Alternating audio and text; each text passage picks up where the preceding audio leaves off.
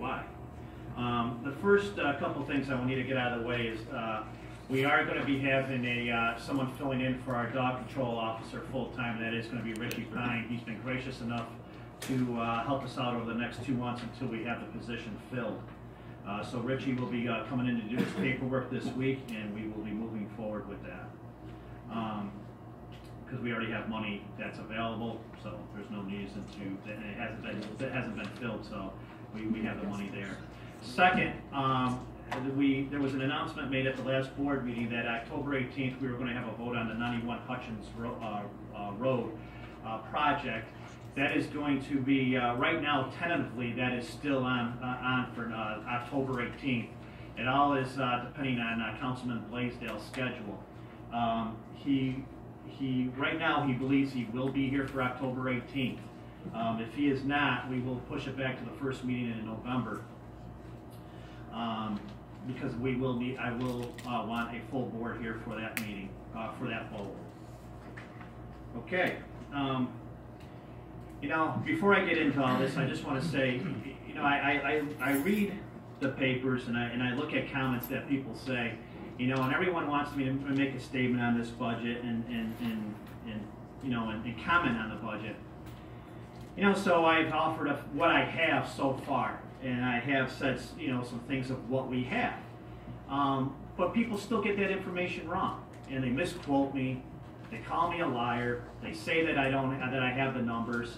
I mean, people must think that I'm a glutton for punishment, because they must think that I love taking everyone's abuse, thinking that I have these numbers and I'm not offering them up. I mean, that's the most ridiculous thing that I've ever heard in my entire life. And this is one reason why I'm not doing this anymore. I frankly have had enough of the nonsense that ensues. And it's just ridiculous. And number one, just to be clear, there was never an audit done on our books. What it was a closeout of our books. What is taking the issue is what we're having here is what EFPR has been doing is using our formulas to close out the books, and that is what they've done over the last several years. That when we have hired them, that's wrong. And what we're trying to do is break them of habits of how the state comptroller's office and how we are supposed to be doing our budgets. And that is why when they give us information, we go back and look at it and tell them that is the old way and that is incorrect and so forth, and that's what is taking so long. We're getting this in segments, and we're almost there. We quite not have the final touches on everything, and what I'm inviting the EFPR to do is come to our office next to the town for 2 days next week to finalize everything. But we do have most things in segments. So I am going to read one final budget statement before the public hearing, and I hope whoever is in the crowd, whether you're a resident writing a letter to the editor, whether you're a reporter, whatever the case may be, please get the information correct and not misquote me. I know people love to have drama. They like to have this be the young and the restless. Well, I'd appreciate it if we could just stick to the facts. So, this is from the Budget Committee. The 2018 tentative budget as presented was put together by the Committee of Supervisor Dan Luza, Councilman Frank Blaisdell, Comptroller Darlene Allen, and Deputy Highway Superintendent Jason Miller. In the 2018 tentative budget, compared to the 27 adopted budget, we have recommended to reduce the overall budget by $338,026 and reduce the amount of the general fund appropriation by $639,011. In doing this, we have included a tax increase from 33 cents per 1,000 assessed property tax to 66% per 1,000, or 66 cents per 1,000 for town-wide residents. This increase would reflect as follows. If your assessed home value is $150,000, you paid $50 last year. This year, you'll pay $99. So forth on a $200,000 home. You paid $66 last year. You'll pay $132 this year. $250,000 home, you paid $82 last year. Next year, you'll be paying $165. And lastly, on a $300,000 home, it was $99 on a $300,000 home, and next year it will be $198. We have also included an of village tax rate that was eliminated for the last 2 years to 16 cents per thousand. Now that's what it previously was before the state comptroller's office came in and audited our books. This was imperative for the town to incorporate to keep the residents their services they deserve. This rate would reflect as follows. On an assessed home value of $150,000 in 2018, that resident will pay $21 per year. On a $200,000 home, you'll be paying $32 a year. On a $250,000 home, you'll be paying $40 a year. And on a $300,000 home, you'll be paying $48 per year. Although we do not desire any tax increase, we have found it not only necessary but imperative to get the town's finances back to where we are stable. The budget does not include any wage increases for employees. It does include a $50,000 increase in engineering fees to cover the costs associated with the facility studies to begin budgeting for the improvements and/or replacement of the town's buildings. We acknowledge that the town board, previous comptrollers, and budget committees have not had the oversight needed to oversee the town's finances accordingly. We have been working with the town's auditors to resolve the town's fund balances to ensure they are now correct, so we can move forward responsibly. Once this is done, we will be moving all the town's finances into their own respected bank accounts to avoid the mistakes that have happened in the past. So what is happening is so when you have VFPR going through our books, and what happened was, last year when we were doing our budget, and the budget committee was interviewing the department heads, we were going through everything, and when we came to the highway department pointed out to us that we had some salary, we had some salary issues, that everything was not correct. So when we delved into that, we realized we had some issues. We had some major issues, that there was actually quite a few people that were not paid what they were supposed to be getting paid. Then also looking at, as we went along, we found a $411,000 sales tax that was counted as revenue twice. So what happened was, in 2015 that was $405,000, and in 2016 and 2017 that was $411,000 each time. And what you'll do is find that on page 6 of your budget.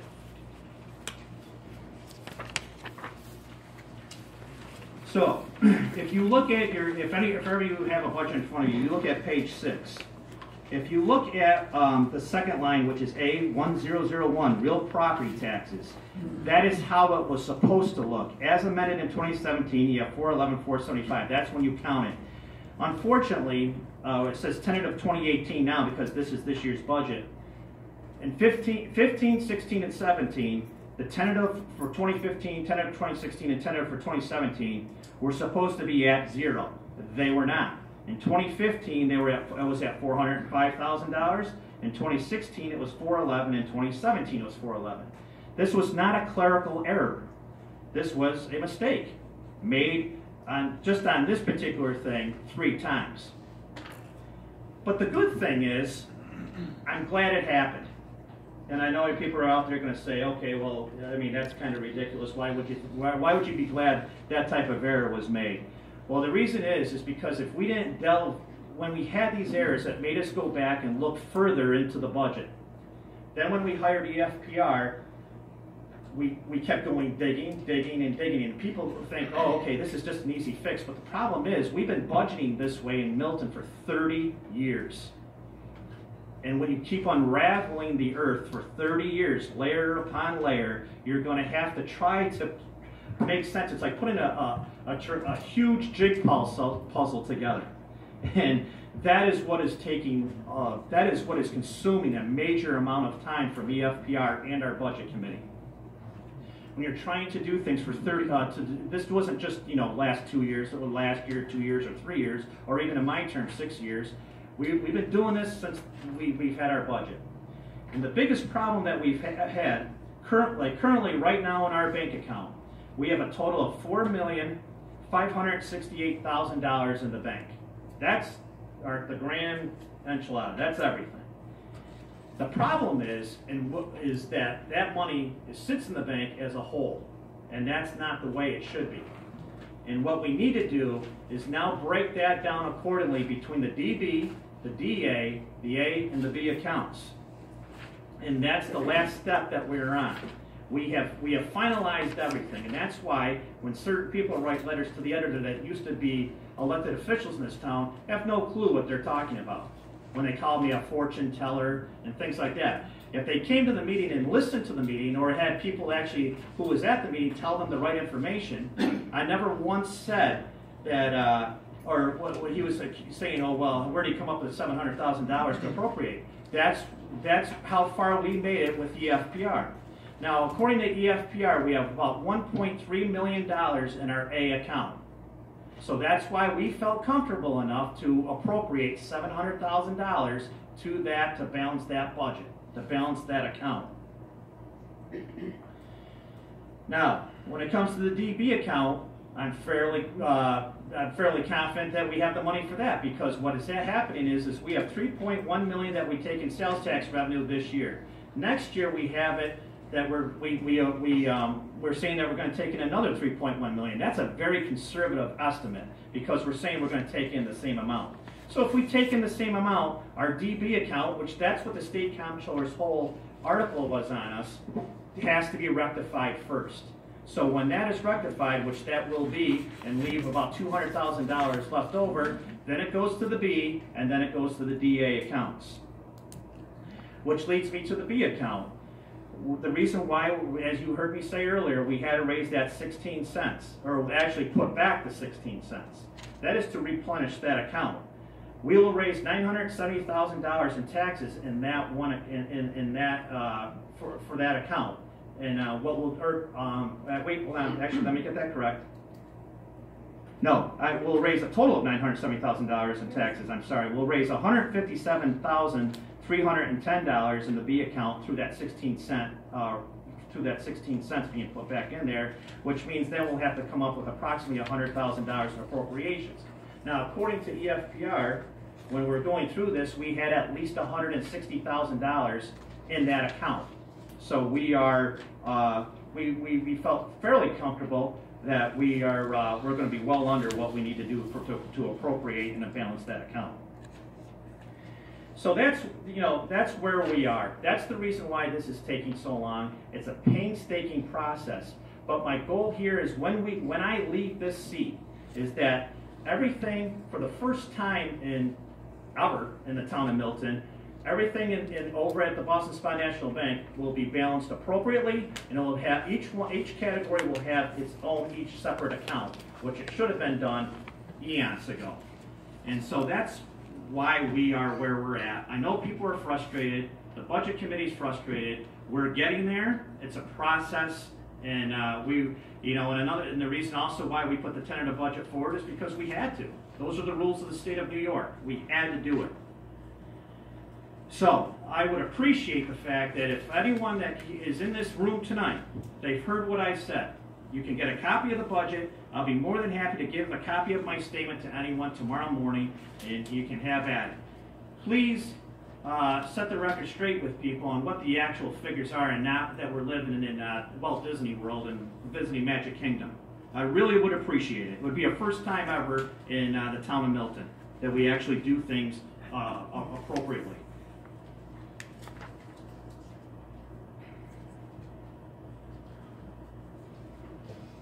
So, with that being said, we will be having we are going to be having an October 24th budget meeting. That will be at 6:30 p.m.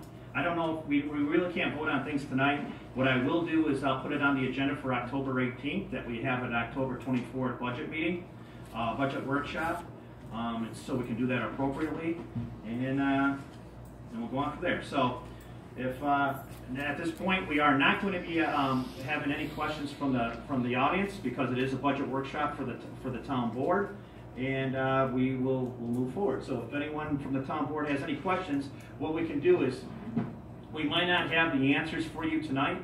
If you do have questions that can't be answered, but the goal is by the October 24th meeting, if we give us our questions that we can't answer tonight, we will have them answered on the October 24th meeting.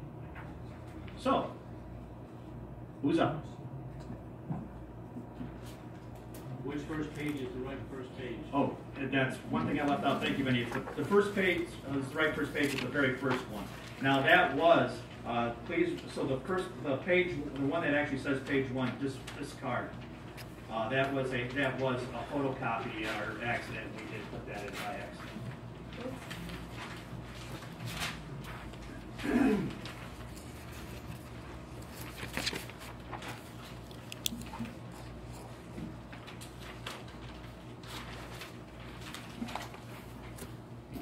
Does anyone have any questions?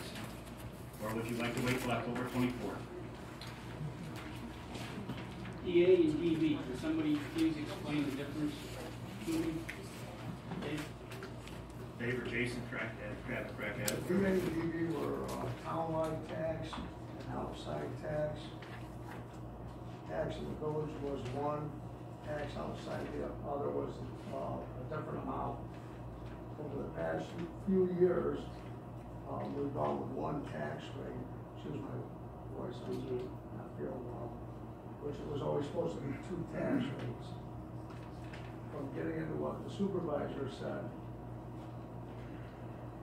if I'm not mistaken, because I'm not part of the budget committee, the DA account, the monies that were in there were supposed to be in the DD account. This has been like this probably for 30 plus years. And Dave, can I just say too, the reason the EFPR group several months ago said to us, and the state comptroller's office agreed, and this is where the whole thing goes back to 2 years ago or 3 years ago when they actually did an audit on us, and everybody talks about that $641,000 that the village got. The issue is that the DA, there was never a reason for the town of Milton to have a DA account, because the village of Boston Spa has their own municipality and has their own highway department. Now, if they didn't have their own highway department or our own municipality, and we did everything for them, then you would need a DA account. But see, that's why, so when they were talking about the $641,000 that went into taxes, that the village got and the town residents did get, that technically they were correct, but since the DA, in our budget, since we don't do anything for the village of Boston Spa, as far as highway services and that type of thing, no taxes went towards the DA account, or went directly into the village for So we're going to get rid of the DA account? Well, we do have to have it for for snow removal, bridges, and brush and weeds, right? If you want to answer your question.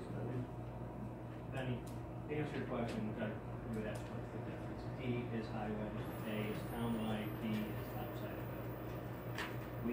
We don't plow in the village, right? That's correct. Okay. That's why historically they've always had that. That's why the budget committee looked at it this year. We've made the change to pull that out. We've left a small amount into the DA for snow removal to cover on emergency situations if we do need to help out, as well as we can use from those funds for part of our salt when we help out loading their trucks and the process there. So the personnel service and contractual expenses can be used for that. And this has been an ongoing discussion since I've been. Yes, it has. I remember, matter of fact, 6 years ago we had this discussion. 10 years. But yeah, 10 years when you were the highway superintendent. Will that fund eventually go away? The fund has to stay there by law because we have a bridge. If a town or the village does not have a bridge, for an example, the town of Boston and or the town of Milton, they have similar situations. They do not have a DA account. But due to the fact that we do have a bridge, we must by law have a DA account. Which bridge would that be? We got one like Blue over, or excuse me, the Iron Spring around that. Oh, okay. We actually have one on White Road as well.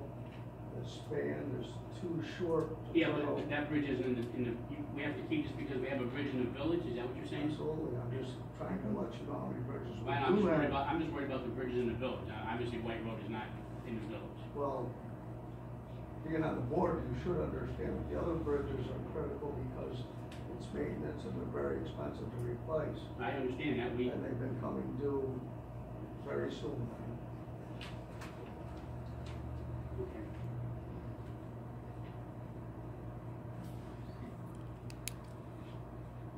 there's a number of places where our tentative amount for, Doc, why don't you, that's your microphone, sorry, we didn't hear you. Okay. In a number of places, the tentative plan for estimated revenue other than taxes is less this year than it was other years. Is there any reason why, like for instance, fines and forfeit bail dropped from 75,000 to 50,000? Is there a reason why we are anticipating lower amounts of income on those things? I'm just not sure because we only had one justice for earlier, Right. just the grounding. And I think in 2016 there was one justice for that year too. So we didn't want to go too high till we figure out what our revenue would be with two justices. So there's there's a number of places going through where that's the case, so it's just a concern that we won't be able to raise that same amount? Right. Okay. It's better at this point in time to keep this in mind, and let's make sure that we estimate everything conservatively, and that's what we've tried to do as a budget committee. We don't want to put liberal amounts out there. We want to make sure that we do everything on a conservative basis, so that way, if we can raise it, great. I mean, it'll just be more for the town board to work with next year. And that was the goal in mind here. I have concerns about the contractual. I'd like to see some kind of breakdown on some of those. What's actually included in contractual? I think I know most of the things, but some of them are quite high. I understand Dave's with I think your salt and your mulch and things are included in that, so that's kind of understandable. But there's some other ones that are, as I went through this, were quite high. And I'd like some kind of breakdown on those. Would we be able to do that, darling? Yeah, if you can tell me which ones, we can tell you. Okay, I'll pick some out that I feel are kind of, like I said, some are understandable. What's included in those, in that contractual? Usually it's anything else other than personal services. So it's like for the buildings, utilities, maintenance things that need to be fixed, cleaning supplies, telephone. Each department is broken out. Well, in the building, actually, we went to 1620 and tried the telephone and tried cable and tried so it's anything else. Any expendable item. That's what I'm saying. Some seem, like I understand yours, I understand the salt and so on. Any expendable item. But some of these seem really high. What is under shared services building? What is included in that? I should know that, but I don't know. Mark, if you could just, the page that you're on, so the audience Oh, I'm can sorry, follow page us. 3. Under 1620. Yes. It's page 3A 1620, just so if everybody wants to follow along. What do you have? What's included under that, under the shared service building? I do salaries, where's equipment, building improvements, and that's one of the contractuals that I thought was 87,000 was a little bit high, but. that's all related to this building. So Okay. it's all the utilities, telephone, internet, copiers. It's the basic operation of the day-to-day. Okay. Okay, I know the electric bill's pretty high here, and I'm sure the heating is I mean, too. if you want it more broken down, I Okay. can look that up for you, but that's the general topics of the. Let's see. And I asked you a question today about the step raises that are included in the salary schedule. Double check me, but, and this doesn't have a page number, it's way back where the No, salaries are.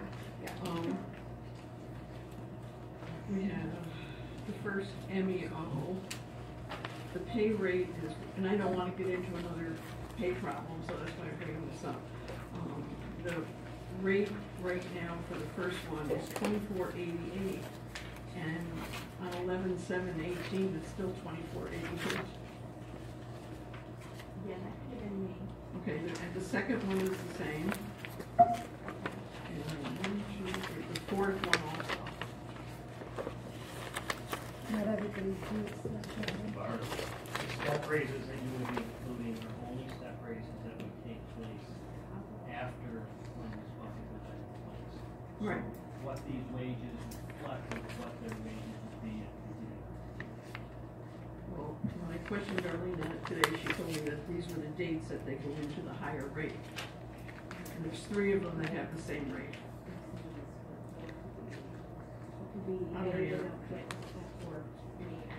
Yeah, no, I just wanted to bring that out because I don't want anybody getting gypped. We have to go through that again.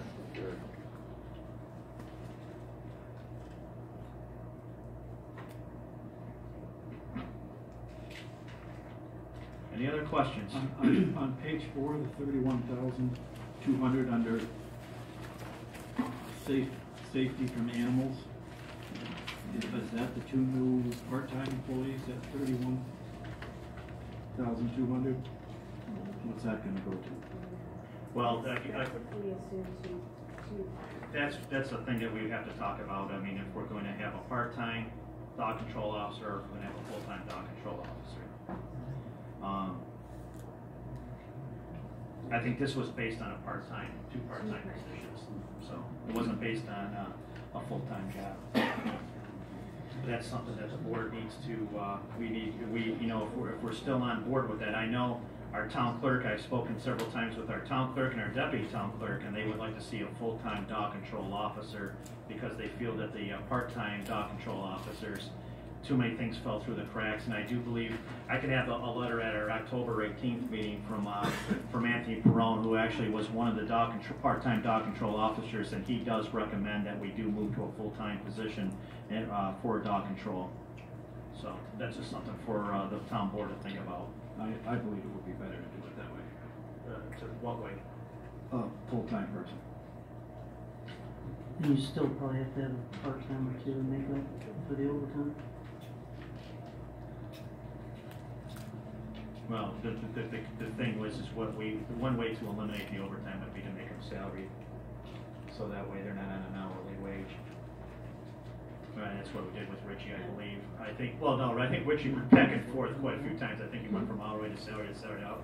No, Shannon? He never was salaried, never. Okay, so that's where we could actually save some money if we decided to go to a full-time position, is we could move into a salary position instead of hourly, because then you could get into several hours of overtime. Check with the labor department and then in violation of that, just so we know exactly what we're supposed to do.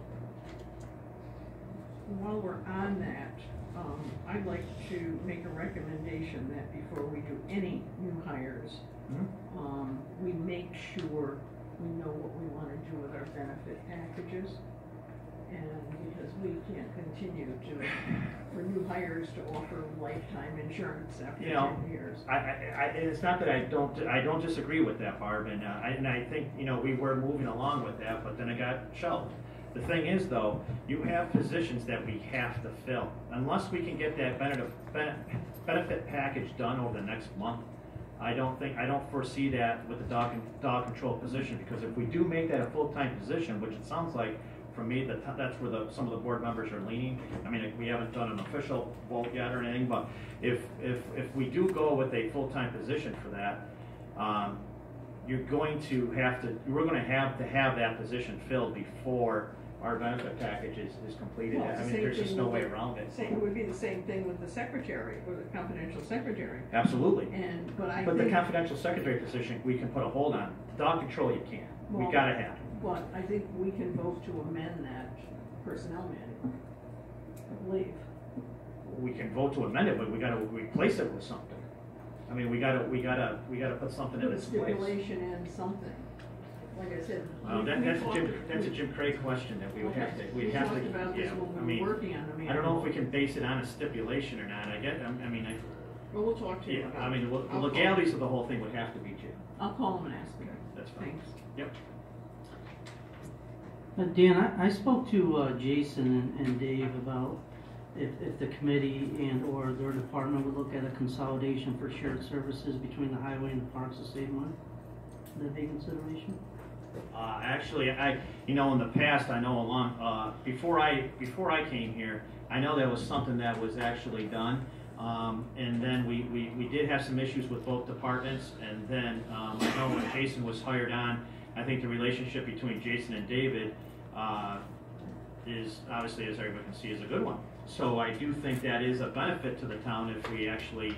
I think it'd save money.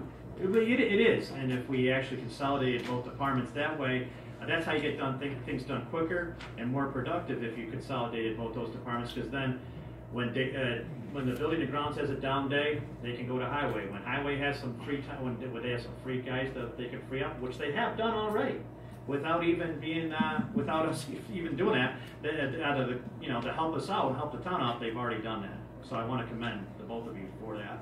I know people will probably think I'm just doing that to, because you're my friends, but that's the facts. I'd like to see a breakdown of the savings on. What's that part? I'd like, Jason, I'd like to see a breakdown of the savings. Sure. I mean, actually, I think what you guys could use is when we revamped that whole town park over there, what the savings that it was done, and not only that, but then the savings that was done when we used our guys as far as on the roads.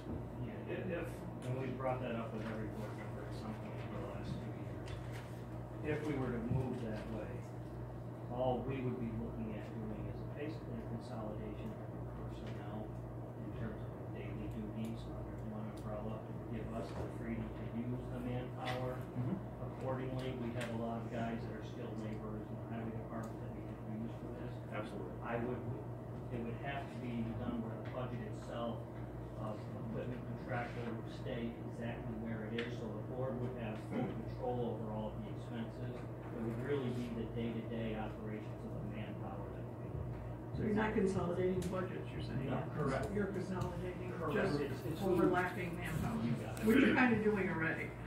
Right. We'd just like to have more of the, if we were to move that way, where we could utilize the manpower package for people. I mean, that's one of the things I actually agree with Andrew Thomo on, and it's one of the few things I actually agree with him on, is the consolidation of departments to help out, to use more manpower for different things instead of adding on to your payroll is an excellent idea. This also has been 15-year debate. That's what I said. Yeah, I think you were out when I started that, and I was saying that this has been going on for a while between the two departments. No, not two departments, the board. Yeah. Board. I have a question on Schedule 1A. Which one is the right one, page 1 or page 2? They seem to be a duplicate. I'm just trying to figure that out. Page 1, page 2. Yes. Just didn't know